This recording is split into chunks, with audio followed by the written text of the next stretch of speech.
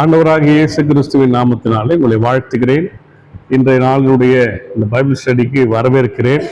சிறப்பாக புதியதாக வந்திருக்கிறவனும் கொஞ்சம் கால தாமதம் கொஞ்சம் இடைவெளி விட்டு வந்திருக்கிற அக்காமார்களையும் அண்ணன்மார்களையும் வரவேற்கிறேன். இன்றைக்கு 3 கேள்விகளை உங்களுக்கு முன்பாக வைத்திருக்கிறேன். என்னன்னா, நித்திய ஜீவனை குறித்து அல்லது நித்திய ஜீவனை சம்பாதிப்பது எப்படி நம்ம சம்பாதிக்கிறோம். இந்த உலகத்தில் நம்ம எல்லாத்தையும் சம்பாதிக்கிறோம் இல்லையா? சம்பாதித்து தானே வாழ்கிறோம். அப்ப நித்திய ஜீவனை நம்ம எப்படி சம்பாதிக்கிறது ஒரு கேள்வி. 2வது கேள்வி, நித்திய ஜீவனை எப்படி நமக்கு கிடைக்கும், சம்பாதிப்பது எப்படி, அப்புறம் அது எப்படி கிடைக்கும். 3வது, நித்திய ஜீவன் எங்கு தொடங்குகிறது, அது தொடங்குற இடம் எங்க. இந்த நித்திய ஜீவனை சம்பாதிப்பது எப்படி? முதல்ல சொல்லுங்க, நித்திய ஜீவனை சம்பாதிக்க முடியுமா? அக்கா, நித்திய ஜீவனை சம்பாதிக்க முடியுமா? எல்லாத்தையும் சம்பாதிச்சிடலாம். அந்த உலகத்துல எல்லாத்தையும் நமக்கு வேண்ட மாதிரி நம்ம கொண்டு வந்துடலாம். நித்திய ஜீவனை சம்பாதிக்க முடியுமா? முடியும்னா முடியும், முடியாதுன்னா முடியாது. முடியும், எக்ஸலன்ட். முடியாது, சூப்பர் எக்ஸலன்ட். அப்புறம் நீ எது சொன்னாலும் நீங்க பாஸ் மார்க் இல்ல, 100% உங்களுக்கு கொடுத்துருவேன், கவலைப்படாதீங்க. எது சொன்னாலும் 100% உங்களுக்கு கொடுத்து சென்டம் தான் நீங்க, அதனால கவலைப்படாதீங்க. தப்பா சொல்லிட்டு ஆயிரம் என்ன சொல்லுவாரோ, வீடியோ எல்லாம் ரெக்கார்ட் ஆகுது, அதெல்லாம் பயப்படாதீங்க. நித்திய ஜீவனை சம்பாதிப்பது எப்படி? சம்பாதிக்க முடியாது என்கிற பதிலே மேலோங்கி இருக்கிறது. ஆனா இங்க நற்செயலை செய்து ஒரு வேளை நம்ம நல்லவங்களா அந்த உலகத்துல வாழ்ந்து ஒரு வேளை 4 பேருக்கு உதவி செய்து ஒரு வேலை, இந்த நித்திய ஜீவனை பெற முடியுமா? ஏன்னா இந்த ஓமையினுடைய நோக்கமே என்ன? உதவி செய்வது. அப்படிதானே ஓமை நோக்கம் என்ன? ஒருத்தர் உதவி செய்வது. அப்ப குட் ஒர்க்ஸ் தானே, அது நற்காரியம் தானே, நற்செயல் தானே. ஆமாவா இல்லையா? அப்ப நற்செயலின் செயலின் வழியா, நல்ல காரியம் செய்வதன் வழியா நித்திய ஜீவனை அடைய முடியுமா? அப்ப கண்டிப்பா இல்லது இல்ல, கண்டிப்பா கிடையவே கிடையாது. அப்புறம் இன்னொன்னு, இது ரொம்ப முக்கியமானது. நமக்கு எல்லாருக்கும் ஒரு தகுதி இருக்கு, இருக்கா இல்லையா? எல்லாருக்கும் ஒரு ஸ்டேட்டஸ் இருக்கு, ஒரு குவாலிட்டி இருக்கு இல்லையா? ஒவ்வொருத்துக்கும் ஒரு குவாலிட்டி இருக்கா, ஒரு தரம் இருக்கா? அப்ப அந்த அடிப்படையில, தகுதியின் அடிப்படையில ஒவ்வொருத்தருக்கும் ஒரு கேடர் வைத்திருக்காருல்ல ஆண்டவர் உலகத்துல. அப்ப அந்த தகுதியின் அடிப்படை, உபதேசரா இருக்கிறாரு, சாமானிகரா இருக்கிறாரு, அப்புறம் பிசி மெம்பரா இருக்கிறீங்க, அப்புறம் வேற என்ன இருக்கீங்க, டிசி மெம்பரா இருக்கிறீங்க, ஏசி மெம்பரா இருக்கிறீங்க, எல்லாம் சிசியா இருக்குது பாரு. இந்த தகுதியின் அடிப்படையில ஒருவேளை நம்ம நித்திய ஜீவனை அடைய முடியுமா? ஐயா, நான் பிசி மெம்பர், அதனால எனக்கு நித்திய ஜீவன் கிடைக்கும். நான் டயசிசன் கவுன்சில் மெம்பர், அதனால எனக்கு நித்திய ஜீவன் கிடைக்கும். தகுதியின் அடிப்படையில் இப்ப 1000 நாங்க இருக்கிறோம். ஒரு தகுதியின் அடிப்படையில் ஒருவேளை நித்திய ஜீவன் நமக்கு கிடைக்குமா? அப்படி என்றாலும் டெபினட்டா இல்ல, தகுதியின் அடிப்படையில் இல்ல. 2வது, நற்செயலின் அடிப்படையாகவும் நித்திய ஜீவன் நம்ம என்ன பண்ண முடியாது, சம்பாதிக்கவே முடியாது. இங்க பாருங்க, செயின்ட்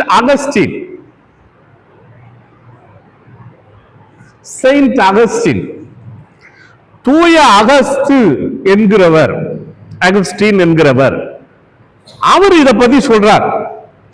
நிலை வாழ்வை சம்பாதிக்க முடியுமா என்பதை குறித்து ஒரு தகவலை தூய அகஸ்டின் என்கிறவர் சொல்லுகிறார். என்ன சொல்றாருன்னா, நிலைவாழ்வு என்பது மனிதனின் கிரியைகளுக்கான கூலி அல்ல. நம்ம வேலை செஞ்சா என்ன கிடைக்கும்? கூலி கிடைக்கும். ஆமா தானே?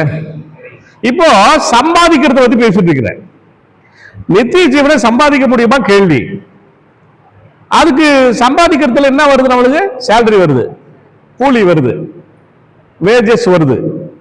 இப்போ மனுஷனுடைய கிரியைகள், நற்கிரியைகள், குட் ஒர்க்ஸ் சொன்னல, நற்கிரியைகள், கிரியைகள்னா நம்ம செய்யற செயல்கள், ஒருவேளை அது நமக்கு கூலிய கொண்டு வரவே வராது. அது முதல்ல நம்ம என்ன பண்ணணும்? நான் சொல்லல, அகஸ்டின் ஐயா சொல்றாங்க, மனுஷனுடைய கிரியைகளுக்கான கூலி இல்ல நித்திய ஜீவன், மாறாக என்ன, கடவுளின் அளவற்ற அருள் கொடை, அன்லிமிட்டெட் கிரேஸ். எல்லாம் இந்த உலகத்துல எல்லாம் லிமிட் ஆயிடுச்சு. எந்த ஒரு உதவியை இன்னைக்கு அரசாங்கம் செய்யறதுனாலும் ஒரு சிலருக்கு தான் உதவி செய்ய முடியும், எல்லாருக்கும் செய்ய முடியுது இல்லை, அப்படிதானே? ஆமா இல்லையா? ஒரு திட்டத்தை அறிவிக்கிறாங்க, அந்த திட்டம் கூட என்ன தகுதியானவர்களுக்கு தான் போகுது அப்படின்னு சொல்லிடுறாங்க. அவன் இருக்கா இல்லையா? அப்போ அளவற்ற ஒரு அருள் கொடை. இப்போ இவர் சொல்ல வருகிற செய்தி என்ன? கடவுளுடைய அருள் கொடை. அருள் கொடைன்னா அது நீங்க எல்லாம் எதுவும் செய்ய முடியாது. கிருபைன்னா என்ன? நான் தகுதி இல்லாதவன், நான் எதையும் செய்யல, நான் எதையும் செய்யாம எனக்கு ஒருத்தர் செய்யறாரு இல்லையா? ஏன் தகுதியை எதிர்பார்க்காம எனக்கு ஒருத்தர் உதவி செய்யறாரு இல்லையா? அதுக்கு பேர் தான் என்னது?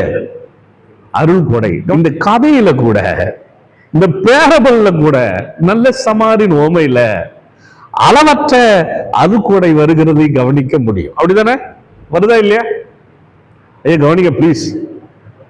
ஒரு அளவு இல்லை. அவர் ஊத்துற அந்த ஊற்றினார்னு இருக்கு எண்ணெய், திராட்சரசத்தை வார்த்தார்னு இருக்கு. there is no limit. நல்லா புரிஞ்சுங்க. அந்த இடத்துல எந்த லிமிட்டும் வைக்கல, அளவையும் வைக்கல. அதை கவனிக்கணும். இப்ப நம்ம எதை பத்தி பேசுறோம்னா, நித்திய ஜீவனை சம்பாதிக்க முடியுமா? முடியாது. அது கூலி இல்லை. நம்ம செய்யற நல்ல காரியத்துக்கான கூலி இல்லை. அப்ப என்ன அது அப்படின்னா, அளவற்ற அருள் கொடை, கடவுளுடைய அளவற்ற அன்லிமிட்டெட் கிரேஸ்ன்னு சொல்றாங்க. சோ இந்த அன்லிமிட்டெட் கிரேஸ் ஆண்டவராக இயேசு கிறிஸ்துவுடைய நல்ல சமாரியன் ஓமையில வரதை பார்க்க முடியும். பார்க்க முடியுதா இல்லையா? ஒரு அன்லிமிட்டெட் ஒரு கிரேஸ் வருதா இல்லையா? இப்ப ஆண்டவர் நம்ம மேல அப்படி ஒரு அன்லிமிட்டெட் ஒரு கிரேஸ இந்த லைஃப்ல கொடுக்கின்ற ஒன்றுதான் என்னது?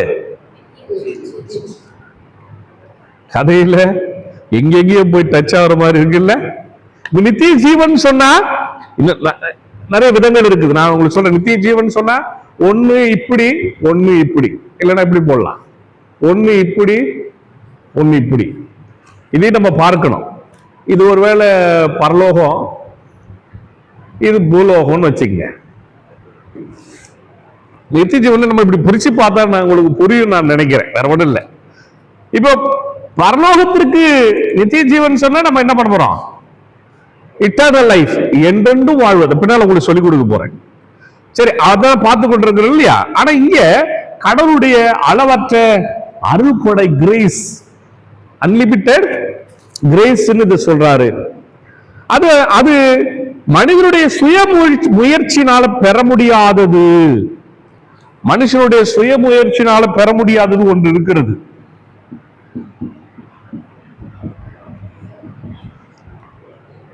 சார், ரட்சிப்பு கடவுளிடத்திலிருந்து வருகிறது. நானே என்ன ரட்சித்துக் கொள்ள முடியுமா?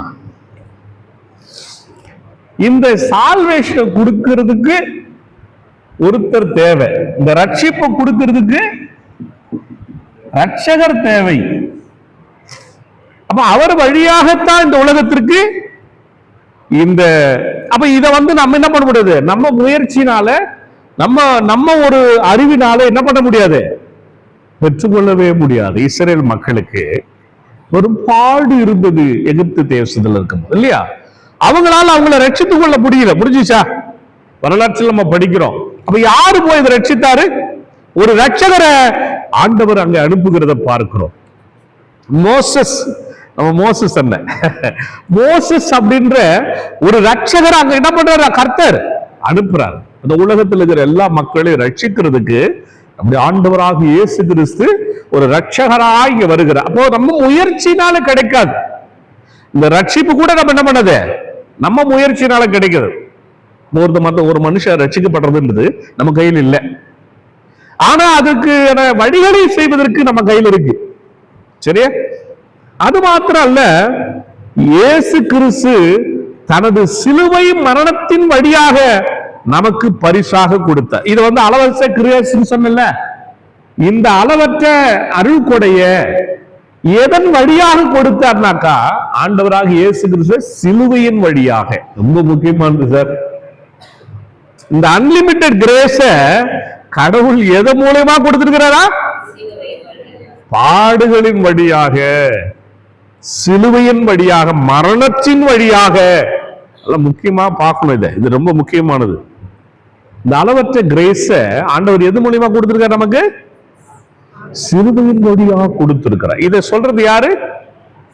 செயின்ட் அகஸ்டின் என்கிற தேவ மனிதர் சொல்றாரு, மனுஷனுடைய கிரியைகளுக்கான கூலி கிடையாதுங்க, நித்திய ஜீவன்.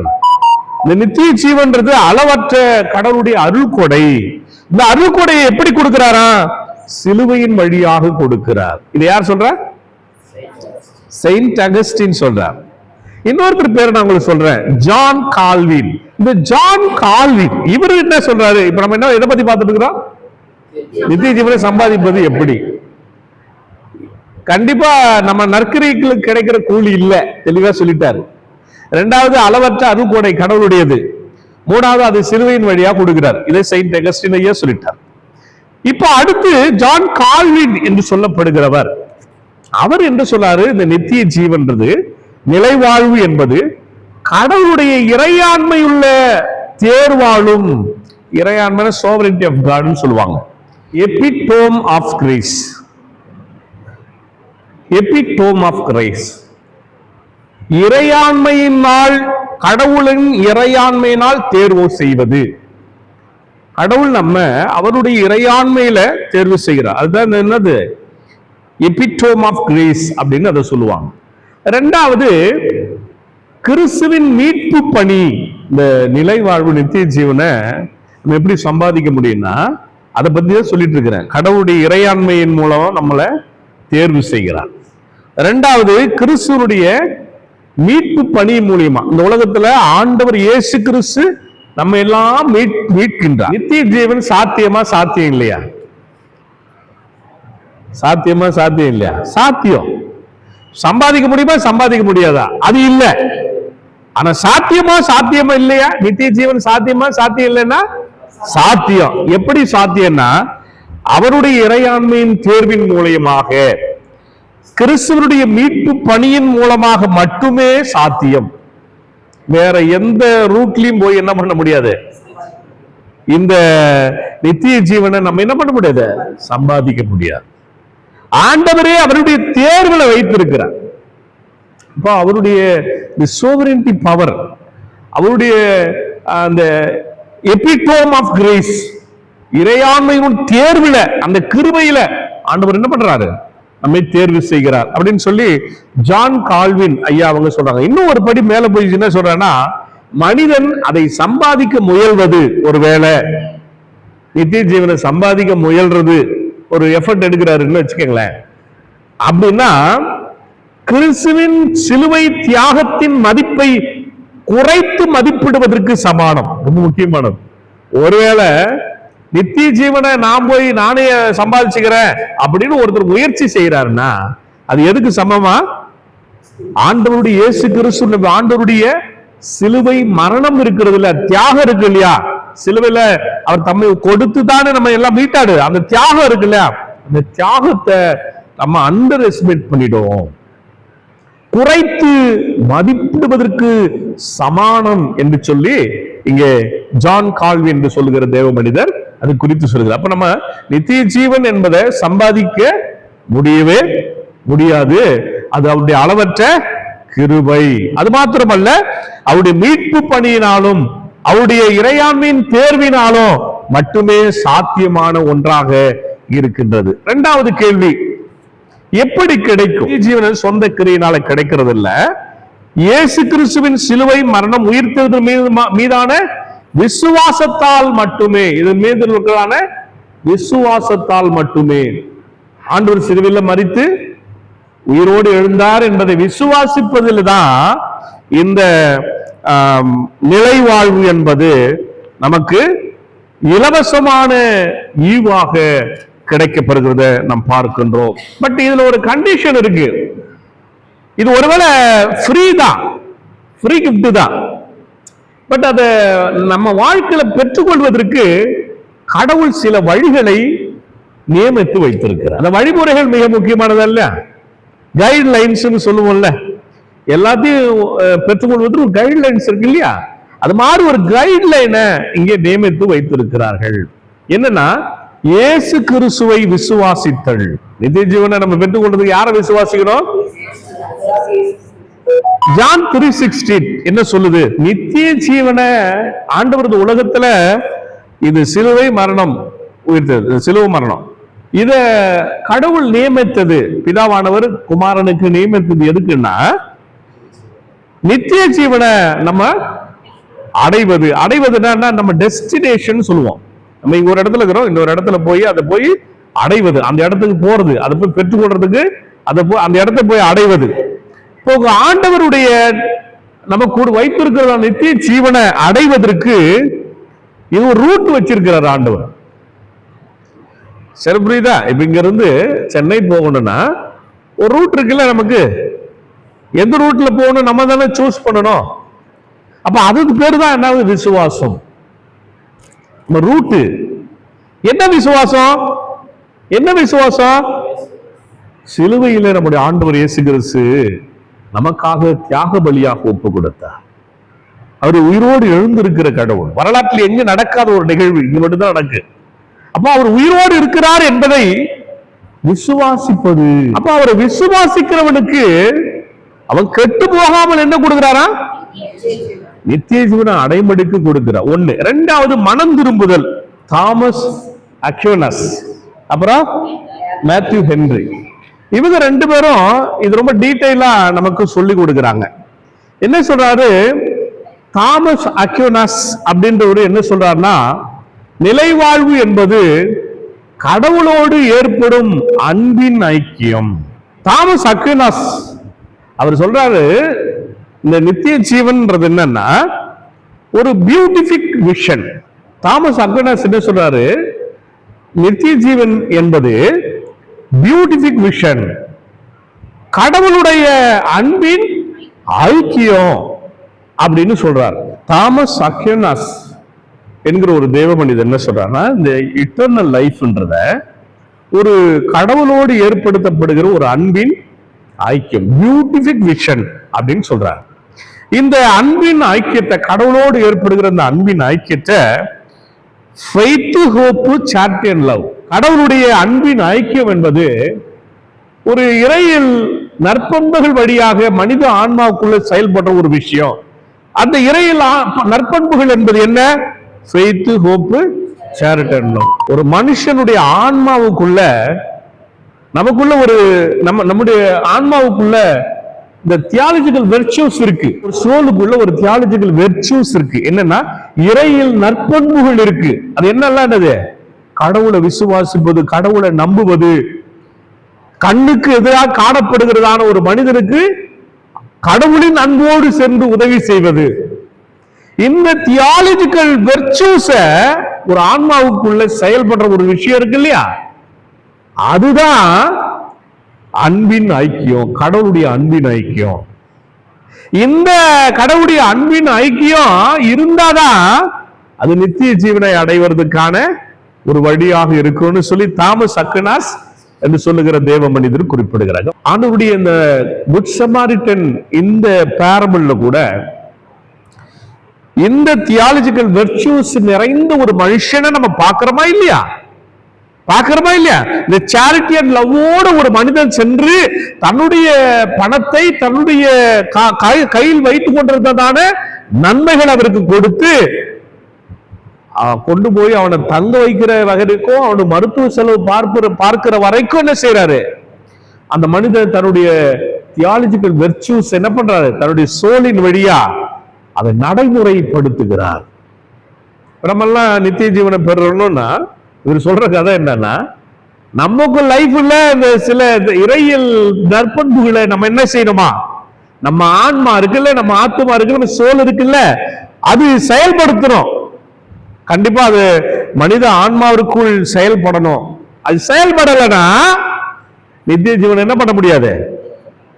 சம்பாதிக்க முடியாது. நிலை வாழ்வு நமக்கு கிடைக்க வேண்டும் என்று சொன்னா நம்முடைய ஆன்மாவுக்குள்ள செயல்பட வேண்டிய ஒரு செயல் இருக்கிறது. ஆன்மாக்குள்ள, நம்ம சோலுக்குள்ள ஒரு ஆக்ஷன் நடக்கணும். அந்த ஆக்ஷன் என்ன? அது தியாலஜிக்கல் வெர்ச்சுஸ் சொல்றாங்க, இறையியல் நற்பண்புகள் சொல்றான். நற்பண்புகள்ல இறையியல் நற்பண்புகள், அந்த இறையியல் நற்பண்புகள் தியாலஜிக்கல் வெர்ச்சுஸ் என்னன்னா செயல்படணும். ஆண்டவர் இயேசுடைய கதையில அப்படி ஒரு தியாலஜிக்கல் வெர்ச்சுஸ் அந்த மனுஷனுடைய வாழ்க்கையில செயல்பட்டுச்சு அவன் ஆத்மாவில. அதன் வழியாக தான் அந்த நித்திய ஜீவனை பத்தி கேள்வி வருகிறது. இங்கே தியாலஜிக்கல் வெர்ச்சுஸ் என்ன பண்ணுது? அவன் சோல்ல ஆக்ஷனா மாறுகிறத நம்ம பார்க்கிறோம். நம்ம ஆத்மாவுக்குள்ள செயல்பட வேண்டிய ஒரு இறையில் நற்பண்பு ஒன்று இருக்கிறது. அது ஒருவேளை செயல்படாம போச்சுன்னா நித்திய ஜீவனை பெற முடியாத ஐயா என்கிற அழகிய ஒரு சான்று அக்யூனாஸ் ஐயா கொடுக்கிறது நம்ம பார்க்கிறோம். இரண்டாவது, மேத்யூ ஹென்றி இந்த தேவ மனிதன் என்ன சொல்றாருன்னா, நிலைவாழ்வு என்பது மரணத்துக்கு பின் தொடங்கும் ஒன்று மட்டும் அல்ல. இவர் என்ன ஒரு முக்கியமான ஸ்டேட்மெண்ட் சொல்றாரு. அப்ப அவர் என்ன சொல்ல வர்றாரு? நித்திய ஜீவன் எப்ப ஸ்டார்ட் ஆகுன்ற ஒரு கணிப்புல வந்திருக்கிறார். எப்போ ஸ்டார்ட் ஆகுன்றாரு? மரணத்துக்கு பின்னால தொடங்கும் ஒன்று மட்டும் அல்ல. மரணத்துக்கு பின்னால தொடங்குற ஒரு விஷயம் மட்டும் இல்ல. எல்லாரோட அண்டர்ஸ்டாண்டிங் அப்படிதானே இருக்கு. எப்ப ஸ்டார்ட் ஆகுனாக்கா இறந்த பின்பு தொடங்கும் அப்படின்னு ஒரு கணிப்பு எல்லாருக்கும் இருக்கு இல்லையா? அப்ப அவர் சொல்ற அது மட்டும் இல்லப்பா, அது கிறிஸ்துவை ஒருவர் தன் சொந்த இரட்சகராக ஏற்றுக்கொள்ளும் அந்த நொடியே அவருடைய ஆவியில் தொடங்குகிறது. யாருடைய ஆவியில? ஒருத்தன் இயேசுவ சொந்த இரட்சகராக ஏற்றுக்கொள்கிறானே அந்த செகண்ட்ல அவருடைய சோல்ல இருந்து ஸ்டார்ட் ஆகும் பூமியில வாழுகிற வாழ்வுல. அதுக்கு தான் நான் இங்க போட்டேன், நித்திய ஜீவனை இப்படி ஒண்ணும் போட்டா நல்லதுன்னு நான் சொன்னேன். மேத்யூ ஹென்றி ஐயா அவர் சொல்றாரு, மரணத்துக்கு பின்னால தொடங்கும் அப்படின்னு மட்டும் நினைச்சுக்காதீங்க. இயேசுவை உங்க வாழ்க்கையில நீங்க எப்ப ஏற்றுக்கொண்டீங்களோ அந்த நொடியே உங்க ஆத்மாவில தொடங்குற ஒரு விஷயம்தான் என்னது? நித்திய ஜீவன். ஆண்டவர் நம்முடைய ஆண்டவராக இயேசு கிறிஸ்து சொன்ன அந்த ஓமையில அது மிஸ் ஆகுதா? இயேசுவை சொந்த இரட்சகரா அந்த மனுஷன் என்ன பண்ணல? ஏற்றுக்கொள்ளல. நித்திய ஜீவனை அடைவதற்கு நான் என்ன செய்யணும் அப்படின்னு ஒரு பெரிய கேள்விக்கு மேத்யூ ஹென்றி ஐயா ரொம்ப அழகா சொல்றாரு. இந்த பூமியிலேயே நீங்க வாழற வாழ்க்கையிலேயே இயேசுவை ஏற்றுக்கொண்டீங்கன்னா உங்க லைஃப்ல உங்க சோல்லையே கர்த்தர் அந்த நித்திய ஜீவனை தொடங்குகிறார். ஒரு அல்லேலூயா சொல்லாமே. எங்கேயோ தொடங்குவார் நினைச்சிருந்தோமே, நான் செத்த பிறகுதான் நித்திய ஜீவன் என்பது எனக்கு கிடைக்கணும்னு நினைச்சிட்டு இருந்தேன். ஆனா இன்னைக்கு மேத்யூ ஹென்றி ஐயா சொல்றாங்க, இயேசுவை ஏற்றுக்கொண்ட அந்த நொடியிலேயே என்னுடைய சோல் வந்து அது ஸ்டார்ட் ஆகுது. ஒருவேளை இன்னைக்கு பக்கத்துல உட்கார்ந்து இருக்கிற உங்களுக்கும் நம்ம வெளியில போய் சொல்ல வேண்டிய ஒரு மிகப்பெரிய நற்செய்தி என்ன தெரியுமா? நித்திய ஜீவன் ஸ்டார்ட் ஆயிடுச்சு. எங்க ஸ்டார்ட் ஆயிடுச்சு? எப்ப ஸ்டார்ட் ஆச்சுன்னு கேட்டா, இயேசுவை ஏற்றுக்கொண்டீங்களா, அவர் தான் கடவுளுடைய ரட்சகர்னு ஏற்றுக்கொண்டீங்க இல்லையா, அந்த செகண்ட்ல அந்த நொடியில இருந்து என்ன பண்ணிடுச்சான்? அது நம்ம சோல்ல ஸ்டார்ட் ஆயிருக்கு. எல்லாமே இந்த கதையில அல்லது இந்த கதை சார்ந்த இந்த பேரபிள் சார்ந்த விடைகள் எல்லாம் பார்க்கும்போது எல்லாம் சோல் முக்கியப்படுத்துறது பாக்குறோம். ஆமா இல்லையா? சோல் ரொம்ப முக்கியம். ஆனா சோலை பத்தி கவலைப்படாத திருச்சபை இன்றைக்கு வளர்ந்து கொண்டிருக்கிறது. கிறிஸ்தவன் இன்றைக்கு வளர்ந்து கொண்டிருக்காங்க. இன்னைக்கு கிறிஸ்டியன்ஸ் எல்லாம் எப்படி வளர்ந்துட்டு இருக்காங்க? சோலை பத்தி கவலைப்படாத கிறிஸ்டியன்ஸ் நிறைய வந்துட்டாங்க. அவங்கள பத்தி கவலைப்படுற கிறிஸ்தவர்களா நிறைய இருக்காங்க. இன்னைக்கு நமக்கு எல்லாம் பிரச்சனை என்ன தெரியுமா? எது கோயிலுக்கு வரேன்னா நமக்கு ஏதாவது கடவுள் இதை செய்து விட வேண்டும். ஆனா ஒரு ஆத்மாவை குறித்து இந்த உலகத்துல இந்த தியாலஜிக்கல் வெர்ச்சுஸ நடைமுறைப்படுத்த நம்ம சோல்ல, அது செயல்பட்டு நம்ம சோல்ல, அதை குறித்த சிந்தனை நமக்கு வர வேண்டும். அதுக்குதான் இவ்வளவு காரியங்களை உங்களுக்கு நான் எடுத்து சொல்லிக் கொண்டிருக்கிறேன். நித்திய ஜீவனை சம்பாதிக்க முடியாது. நித்திய ஜீவனை எப்படி கிடைக்கும்னா இவ்வளவு ரீசன் சொல்லிட்டேன். மூணாவது, அது எங்க ஸ்டார்ட் ஆகுது? இப்பதானே சொன்ன பதில். எங்க ஸ்டார்ட் ஆகுது? அந்த நொடியே, நிமிடம் அல்ல. இல்ல, நிமிஷத்துக்கும் நிமிடத்திற்கும் நொடிக்கு வித்தியாசம் இருக்குதா இல்லையா? என்ன நொடி என்ன? அது நிமிஷம் என்ன? அது மாதிரி 60 நொடி வரணும். அதை கூட வெயிட் பண்ணல நம்ம ஆண்டவர். 60 நொடி வந்து ஒரு நிமிடம் ஆவதற்கு கூட ஆண்டவர் என்ன பண்ணல, நேரம் கொடுக்கல. நம்ம இந்த நித்திய ஜீவனை நம்ம லைஃப்ல ஸ்டார்ட் பண்றது நீ ஏத்துக்குனா போதும். உன் லைஃப்ல அந்த நொடியே நித்திய ஜீவனை ஆண்டவர் இட்டர்னல் லைஃப்ல உங்களோட லைஃப்ல ஆண்டவர் தொடங்கிடுவார். அல்லேலூயா. ஏத்துக்கணும், அது மாத்திரம் தான் உங்க லைஃப்ல இயேசுவை ஏற்றுக்கொள்கிற ஒரு அனுபவம். அப்ப நம்ம இது போய் நம்ம எல்லாரும் சொன்னோமா இல்லையா? ஒருத்தன் இயேசுவை ஏற்றுக்கொண்ட அந்த நிமிஷமே, அதுதான் பைபிள் அழகா எழுதியிருக்காங்க. ஒரு ஆத்துமா இங்க மனம் திரும்பினா பரலோகராயத்துல மிகுந்த சந்தோஷம்னு எழுதியிருக்காங்க. ஏன் தெரியுமா? இந்த நொடியில அங்க பெரிய மாற்றம் நடைபெறுகிறது. அப்ப இட்டர்னல் லைஃப் பத்தி சரியா தான் பேசிட்டு இருக்கோம். ஒரு நொடி பரலோக ராஜ்யம் வரைக்கும் நம்ம டிராவல் பண்றோம் பாருங்க. ஒரு நொடியில இயேசு ஏற்றுக்கொள்ற அந்த ஒரு நொடியில we are traveling towards the heaven. பரலோகம் வரைக்கும் நம்ம டிராவல் பண்றோம் போல. இப்போ செல்போனை போன் பண்ணா இங்க இருந்து ஒருத்தன் போது இல்ல. இப்போ ஆண்டவரை யாரு ஒருத்தன் விசுவாசிக்கிறான், யார் ஒருத்தன் ஆண்டவரை ஏற்றுக்கொள்கிறானோ அவன் லைஃப்ல அந்த செகண்ட்லயே நித்தியத்திற்கு லைஃப் ஸ்டார்ட் ஆகுது. இல்ல, இவ்வளவு பெரிய அழகான ஒரு உண்மையை இறையில கர்த்தர் நம்ம லைஃப்ல வைத்திருக்கிறார். மார்ட்டின் லூத்தர் எப்படி நித்திய ஜீவனுக்கான முதல் படி எங்க ஸ்டார்ட் ஆகுதுன்னு சொல்ல போறல, எங்க தொடங்குகிறது அது சொல்லிட்டேன். அது முதல் ஃபர்ஸ்ட் ஸ்டெப் என்ன, நித்திய ஜீவனை அடைவதற்கான முதல் படி என்ன என்று சொல்லுகிற பொழுது மார்ட்டின் லூத்தர் ஐயா விசுவாசத்தால் மாத்திரமே ரட்சிப்பு, சோலோஃபைடு, விசுவாசத்தால் மாத்திரமே ரட்சிப்பு அப்படி என்கின்ற ஒரு கோட்பாட்டின்படி ஒரு மனிதன் தன் பாவங்களை உணர்ந்து கிறிஸ்துவில் நம்பிக்கை வைப்பதே நிலைவாழ்வின் நுழைவாயிலாகும். இட்டர்னல் லைஃபினுடைய கேட் எங்க இருக்குன்னு சொல்றாரு இவர். இந்த சர்ச்சுக்கு வரணும், ஒரு கேட் இருக்கா? கேட் வச்சிருக்கவா? கேட் வைக்க சர்ச் இருக்கா? காலத்துல இருந்துச்சு ஓபன் சர்ச். இப்பெல்லாம் சர்ச் வீட்டுக்கு வாசப்படி வைக்கிறோமா? எதுக்கு வைக்கிறோம் வாசப்படி? அது உள்ள பிரவேசிக்கிறதுக்காக. நித்திய வாழ்வுக்குள்ள போறோம்னா ஒரு கேட் இருக்கு. இவர் சொல்றாரு, யாரு? மார்ட்டின் லூத்தர் ஐயா சொல்றாரு. அந்த கேட் உள்ள போய் நுழைவாயில் ஒண்ணு இருக்கு. அந்த நுழைவாயில்ல போனாதான் என்ன பண்ண முடியும்? நித்திய வாழ்வுக்குள்ள போக முடியும். அவருடைய அழகா அதை சொல்றாரு. என்ன சொல்றாருன்னா, ஒரு மனுஷன் தன் பாவங்களை உணர்ந்து கிறிஸ்துவில் நம்பிக்கை வைப்பதே நிலைவாழ்வினுடைய நுழைவாயில். இட்டர்னல் லைஃப், நித்திய வாழ்வினுடைய நித்திய ஜீவனை அடைவதற்கான ஒரு கேட்டு நம்ம பாவத்தை உணர்ந்து ஆண்டவராக இயேசு கிறிஸ்துவை விசுவாசிப்பது, விசுவாசம் வைப்பது, சோலோஃபைடு, அவன் நம்புவது. சுத்தி சுத்தி சுத்தி விசுவாசத்திலே நம்ம லைஃப் இருக்கு. பாத்தீங்களா? இந்த ஹோல் பைபிளுக்கும் ஒரே ஒரு வார்த்தை சொன்னா ஃபெய்த். இந்த ஹோல் பைபிளுக்கும் ஒரு வார்த்தை சொல்லிட்டா விசுவாசம்.